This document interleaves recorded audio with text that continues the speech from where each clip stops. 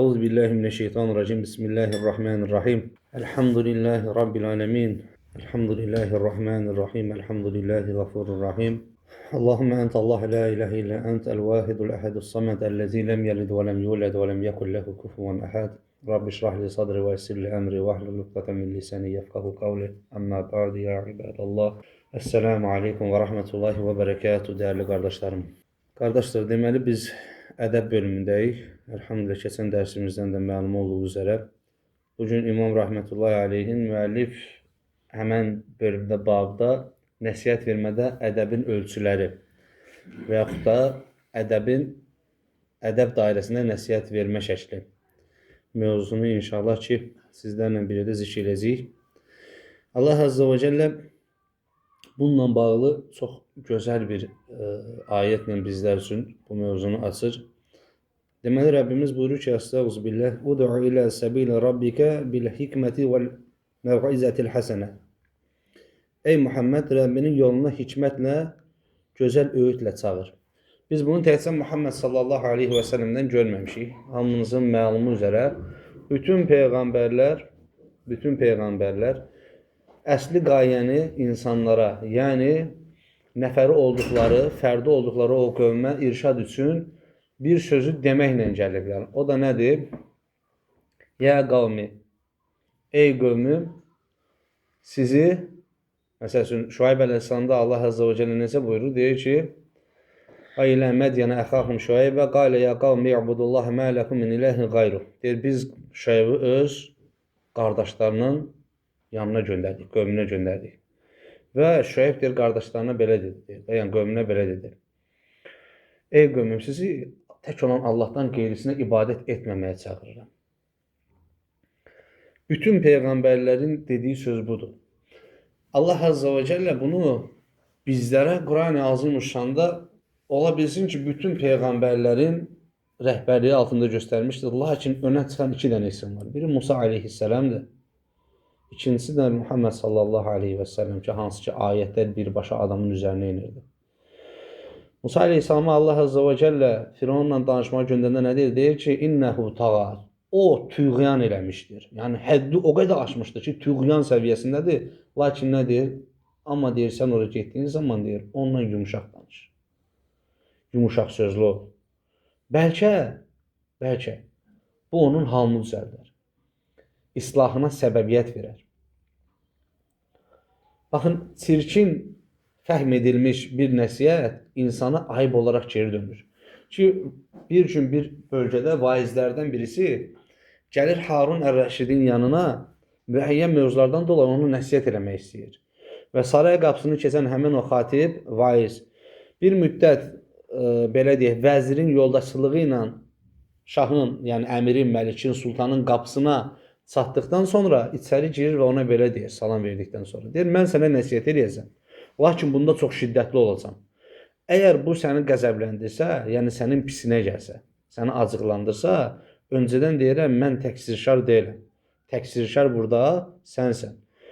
Harun Ər-Rəşid deyir ki, olarmı ki, mən sənə ilk öncə bir neçə cümlə söz deyim, ondan sonra sən mənə nəsihətini eləyəsən. Və vaiz Harun Ər-Rəşidin sözlərinə qulaq verir və məlik ona belə deyir. Deyir ki, Allah Azze ve Celle Musa aleyhisselamı Firavunun yanına göndərdiyi zaman ona deyir ki, ey Musa, onunla yumuşaq sözlü ol, yumuşaq rəftarlı ol, hikmətlə danış onunla. Doğrudur, deyir, doğrudur. Deyir, sən Musadan daha xeyirlisən, yoxsa mən Firavundan daha şiddətliyəm, daha şərriyəm ki, sən məndən burada qaba sözlərlə danışmağa gəlirsən. Bu nəsihətin, bu öğüdün ədəbindən deyil. Yəni, sən Musadan daha mı xeyirlisən? Və yoxsa mən Firavundan daha mı şərriyəm, şiddətliyəm ki, sən mənə gəlib belə bir müqəddimə ilə nəsihət verəcəyini söyləyirsən. Və nəsihət verməyə, xəbərdarlıq etmək üçün gələn vaiz nəsihət alaraq geri qayıdır. Ona görə, qardaşlar, nəsihətin ən gözəl forması ədəb çərçivəsində və ələxsusda insanların içərisində olmadığı təqdirdə veriləndir. Çünki Əli radiyallahu anhu teala deyir ki, insanların içərisində verilən nəsihət deyildir, tənqiddir. Və bu insanın nəfsini incitməkdən başqa bir şey yaramaz. O insanı səndən uzaqlaşdırmaqdan başqa bir şey yaramaz deyir. Həqiqətən fəhim sahibi nəsihətə ölçü qoya bilən idraç qabiliyyətinə sahib olan və irşad qabiliyyətinə sahib olan bir kimsə bilməlidir ki, bir insanın nəfsi ən çox insanların, insan toplumunun arasında ona qarşı bir şey deyildiyi zaman nə edir? Zədələnər. Və onun nəfsi qarşı tərəfdən inciyər ki, o digər qardaşlarının yanında əzilmiş olar. Burada salihlik məsələsi deyil. Həqiqətən salihlik məsələsi deyil. Çünki biz bilirik ki, səhabə Allah Rasulunun məktəbini görmüşdü. Allah Rasulunun məktəbini görmüşdü.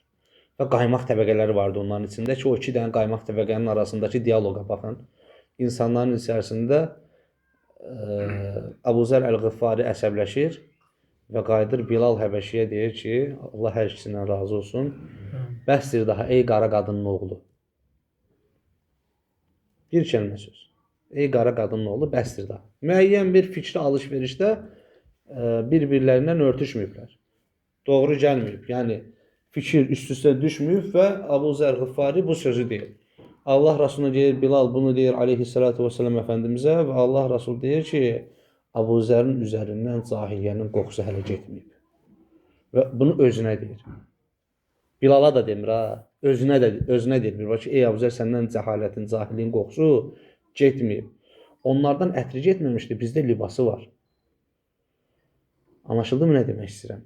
Çünki bu ölçülərin heç birinə riayət eləmirik. Heç birinə. Və nə oldu? Allah Rasulunun o sözləri eşidən Əbu Zər getdi, başını qoydu Bilalın qapısının eşiyinə, dedi ki, vallahi səni incidən bu dilimə ayağınla basmadığın təqdirdə mən başımı sənin eşiyindən çəkəndə ölüm. Və qardaşına qıya bilməyən Bilal gəlir xəfifcə ayağını onun başını müəyyən səthinə, onu zədələməyəcək, şərəfini zədələməyəcək müəyyən bir səthinə qoyur ki, onun o andı yerə düşməsin də. Anlaşıldı mı nə deməkdir? Və beləcə barışırlar. Baxın, qaymaq təbəqə belə bunu edə bilir. Ona görə deyirəm ki, qardaşlar, Bilal və Əbu Zər sahabə olsalar belə insanların içərisində deyilmiş sözdə ölçülü olmaq lazımdır. Çünki Bilal onu eşitdiyi təqdirdə inciyirsə, Əbu Zər də onu insanların içərisində tasarrufunu doğru aparmadığı təqdirdə Allah hər ikisindən də razı olsun. Tasarrufunu aparmadığı təqdirdə ona bu şey deyirsə, demək ki, biz də bunu edəcəyik. Amma Allah Teala nə deyir? Onları bizə örnək göstərir. Allah Teala deyir ki, bunlar etdi, siz onların etdiklərindən örnək götürün, pay çıxardın. Yaxşılarını həyatınızın yaxşısı eləyin, pislərinizi də həyatınızdan muhaf tutun, bəri tutun. Çünki sahabə təbəqəsi bir mələk deyildi və bunu özləri də dillərlə iqrar edirdilər ki, bizlər günahsız, bizlər xəta sahibi kimsələr deyilik. Ona görədir ki, sizlər bizdə bir xəta görəndə Allahın dinindən soymayasınız. Çünki biz insanıq və nəfs daşıyırıq. Və hikmətin hansı qaydada, hansı ölçülərin daxilində olmasını bu şəkildə mütəfəkkirlər bizlərə anlatmışdır və bu mövzu ilə bağlı bir dənə də çox gözəl həqiqətən hədis rivayət olunur ki, daha doğrusu Abdullah ibn Məsud Allah Rasuluna qayıdır bu qövllə. İnsanlar da Abdullah ibn Məsuda gəlir. Deyir ki, Əbu Valil Şaqiq bin Sələmə radiyallahu anhu bizlərə belə anladır bunu. Deyir ki, İbn Məsuda radiyallahu anhu bizlərə hər həftədə bir dəfə Pərşənbə günü bizlərə uca Allahı xatırladardı deyir.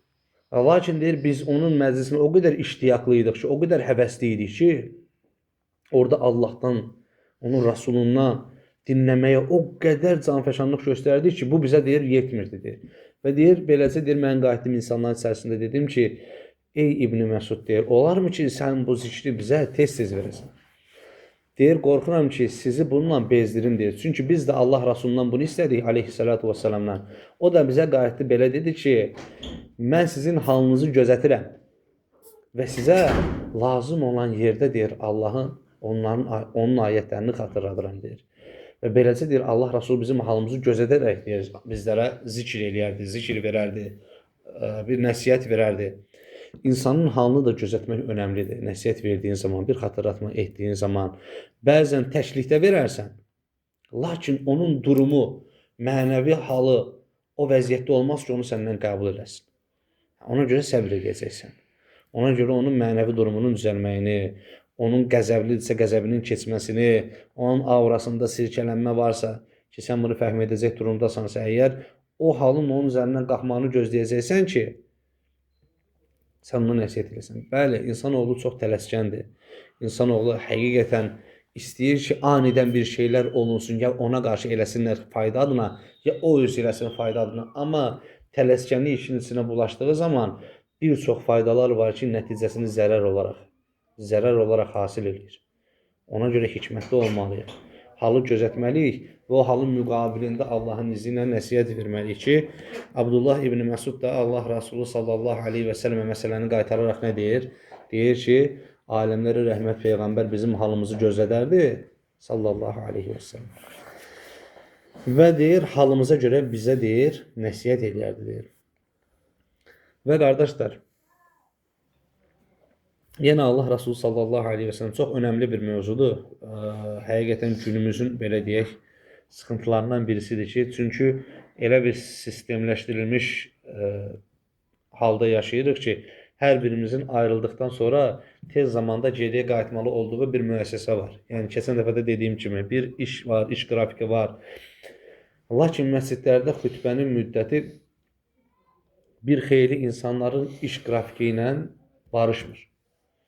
Və Allah Resulü sallallahu aleyhi və səlləm 1400 ildən çox olar ki, bundan qabaq bu mövzu ilə bağlı səhabəsinə, Allah tamamına razı olsun, belə xitab edir. Deyir, rivayət edən sahabə ravi Əbul Yaqsan Ammar bin Yasirdir, radiyallahu anhu teala. Deyir ki, Allah Resulü sallallahu aleyhi və səlləm deyir, bizlərə belə buyurdu, deyir. Namazı uzadıb, xütbəni qısa tutması kişinin dini qavradığının dəlillərindəndir. Namazı uzadıb, xütbəni qısa tutması kişinin dini qavramasının, anlamasının, fəhm etməsinin dəlillərindəndir burada aleyhissalatu vesselam Efendimiz. Elə isə namazı uzadın, xütbəni də qısa tutun. Bax, keçən dərsimiz nə idi? Dinləmə ədəbindən öncəki Allah Rasulü bir neçə sözlə böyük mənaları ifadə edə biləcək hikmətlər xəzinəsinə sahib idi. Allah-u Teala onu onun içine yerləşdirmişdir. Bugün həqiqətən də bizim elə tanıdığımız insanlar varmı? Var. Sadəcə olaraq özlərini niyə yüklürlər?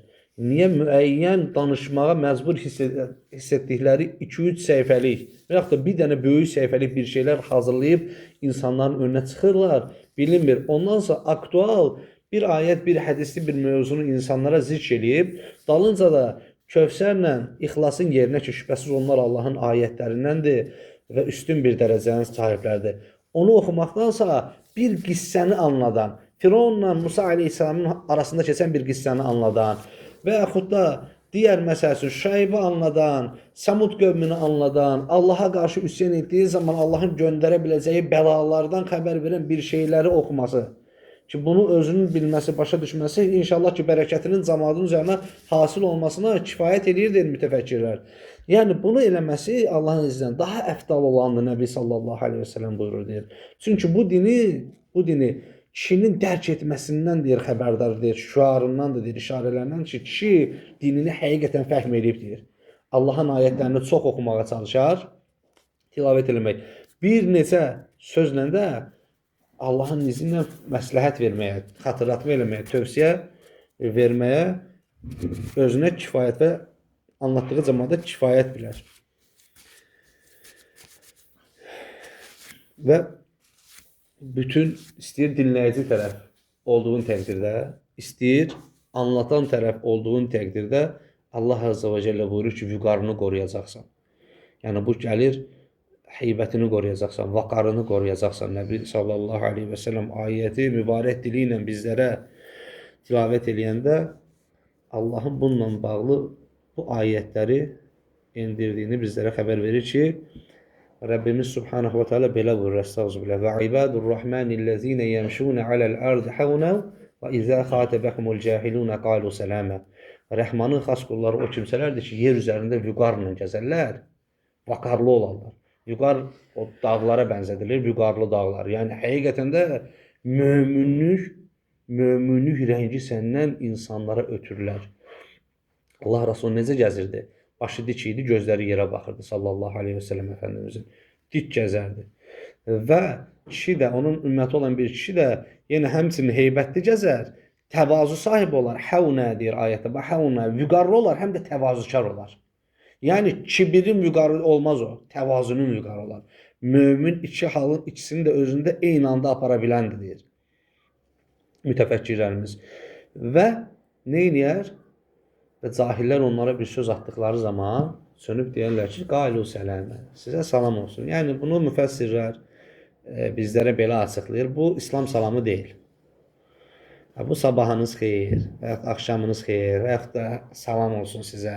Çünki cahil dediyi zaman və söz atır dediyi zaman bu adıma, yəni İslam mənsubu bir adıma kim söz ata bilər ancaq? Qeyri İslam mənsubu olan, yəni müsəlman olmayan, kafir, müşrik olan birisi onun dinini məsxəriyə qoyaraq ona sataşmağa başlar. Rəbbimiz buyurur ki, xatəbəhumul cahilunə qalu sələmə. Cahillər onlara söz atdığı zaman onlar belə xitab edir ki, sizə salam olsun. Oldu, yaxşı, gecəniz xeyrə və s. və ilaxır öz heybətini, vüqarını və belə deyək, danışıq üslubunu pozmadan oradan uzaqlaşar. Və ədəb bölməsindən Allahın izi ilə vakarı da zikr elədik ki, ədəb bölməsinin daxilində idi. Ondan sonra inşallah hal-hazırda daha doğrusu ibadət yerlərində ədəbin qaydası, ibadət yerlərində hansı halın içində olmağımızı bir hədislə zikr eləmək istəyirəm, xatırlatmaq istəyirəm. Çox aktual bir mövzudur həqiqətən.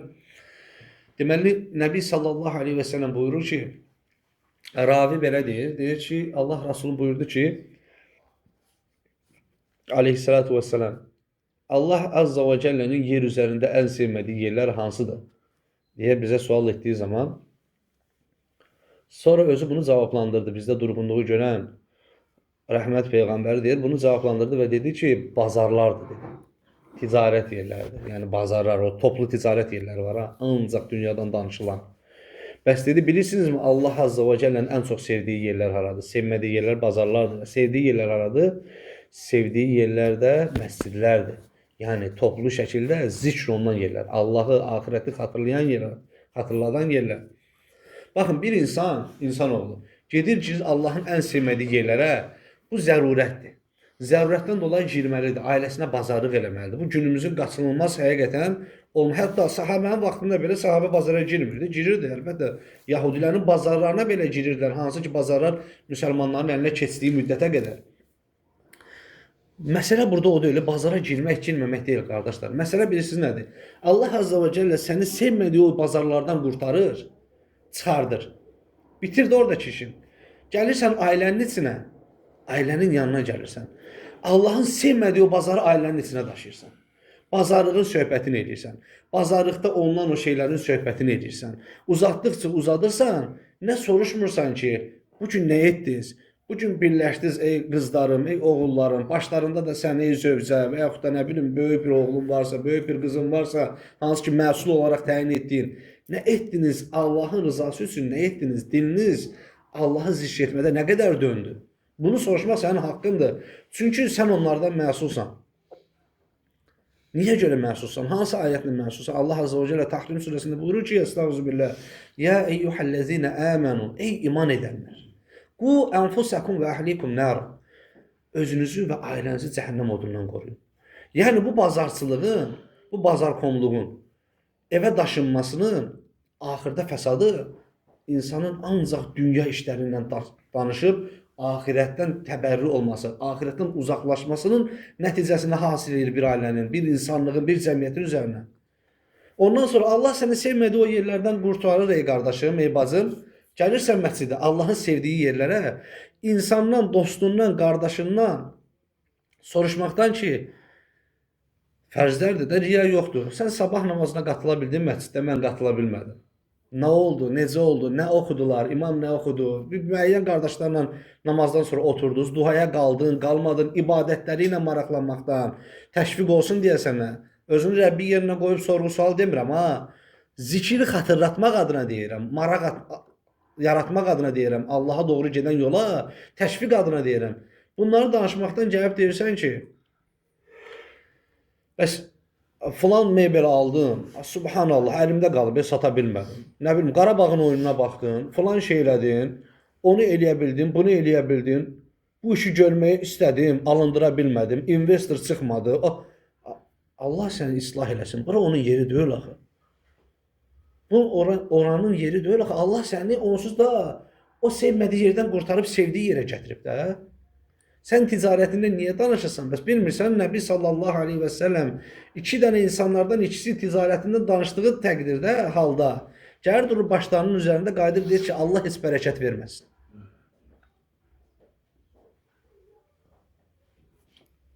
Allahın sevmədiyi şeyi sevdiyi yerinə niyə daşıyaq? Niyə belə eləyək ki? Hansı ki, orada danışmalı mövzularımız, danışmalı söhbətlərimiz var da, doğru deyil. Ona görə ədəb qaydalarındandır ki, Allah Rasulü sallallahu aleyhi və səlləm məscidin ədəblərindən bəhs eləyəndə toxunduğu əsli şey budur. Bazarları, dünyanızı, şəxsi söhbətinizi Allahın məscidlərinə daşımayın. O işi bu işə qarışdırmayın. Hətta birisi bu söhbətləri etmək istəyəndə gözəl şəkildə bir yaxşı nəsihət forması var ha. Yaxınlaşıb tutursan qardaşına, gözəl şəkildə, hikmətlə deyirsən, ey qardaşım, şübhəsiz Allah Azza və Cəllə bizi görür və bizdən xəbərdardır. Gəl xeyirli bir şeylərdən danışaq. Əgər bir-birimizlə danışmağa Allah adına bir şey yoxdursa, şəxsi olaraq Allahı xatırlayaq. Müəyyən saat dilimində buradayıq da. 1 saat mı, yarım saat mı sonra buradan ayrılacağıq. Onsuz da gündə bir vaxt namaza ancaq güclə gedib çata bilirik. Niyə onu zayi eləyək, ziyan eləyək? Ona görə həqiqətən bəsirət sahibi olmaq lazımdır. Fəhim sahibi olmaq lazımdır ki, Rəbbimizdən təmənnimiz bizi o həqiqi bəsirətin sahibi olan qullarından etsin. Allah Azza və Cəllə bizi sevdiyi şeylərə yaxınlaşdırsın, sevmədiyi şeylərdən uzaqlaşdırsın. Allah Azza və Cəllə günahlarla bizim aramızı məğriblə məşriqin arası qədər uzaq etsin. Allah Azza və Cəllə bizləri burada bir araya topladığı kimi cənnətində də, Firdevs-i A'lədə də bir araya toplasın. Allahümmə amin və axiri və də'vana inilhamdülillahi rabbil aləmin. Allah razı olsun.